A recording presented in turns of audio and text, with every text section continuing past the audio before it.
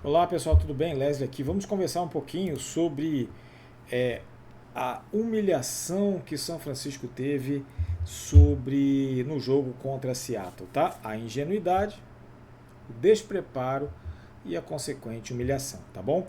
Tudo isso está a cargo de algumas pessoas lá, tá bom? Algumas pessoas lá, inclusive os envolvidos. Eu esperei um pouquinho para fazer esse vídeo porque eu estava esperando a decisão de Robert Saleh, se ele ia ficar ou não.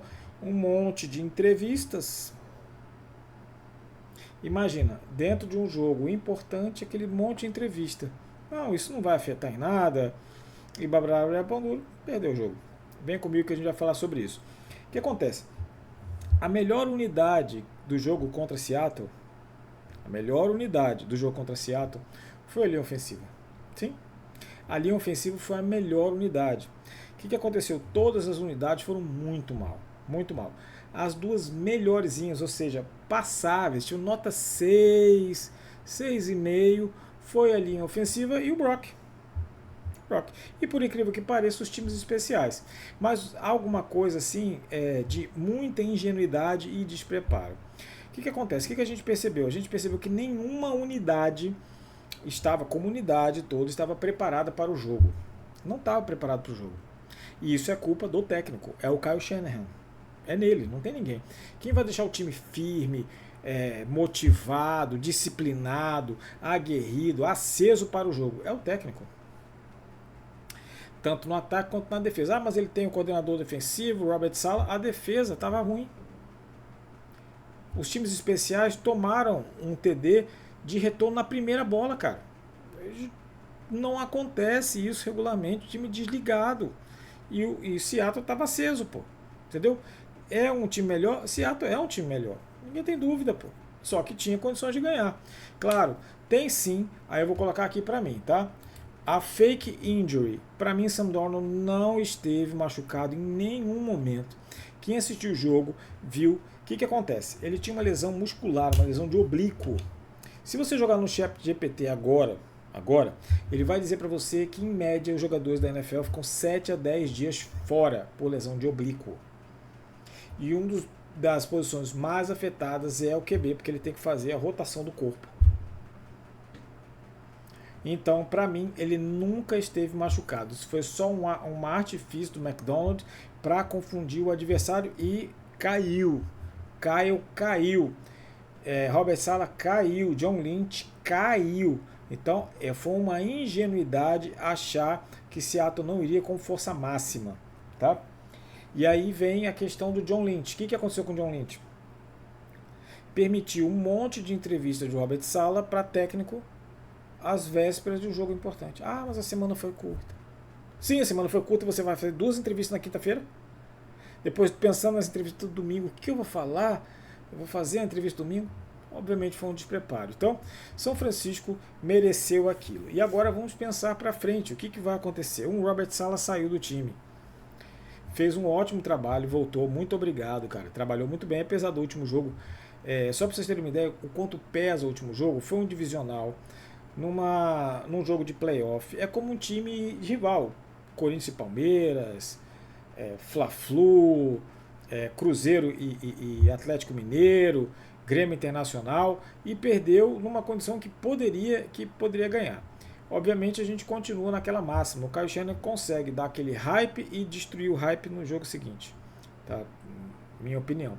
Mas a humilhação se deu por conta de todos esses fatores. Você tem um time inferior, ele tem que ser pelo menos mais aguerrido. O time do Seattle é um time superior, mais aguerrido e se mostrou melhor treinado. E aí São Francisco vai para a off-season precisando de elenco e de pessoas novas no seu coaching staff. Veja bem, nós estamos entrando no 10º ano. Ano que vem é o 10º ano de Kyle Shanahan e John Lynch. Nenhum Super Bowl. Tá bom? Então alguma coisa precisa mudar lá. Senão São Francisco não tem nenhuma condição de ganhar e não vai brigar pela divisão. Quem me conhece sabe que eu tinha colocado no ano passado o favorito campeão de divisão, o Seattle, que eu achava que ia ganhar. Não ganhou, ficou em segundo lugar. E o Rams. Esse ano eu achei que com as contratações Seattle iria melhorar, tá? Achei que quem ia ganhar era o Rams por conta dessas contratações, ele fez boas contratações. Tanto o Rams quanto o Seattle contrataram muito bem. Eles estão na final de conferência por mérito, tá? Por mérito deles. São Francisco não contratou bem, não montou bem o elenco.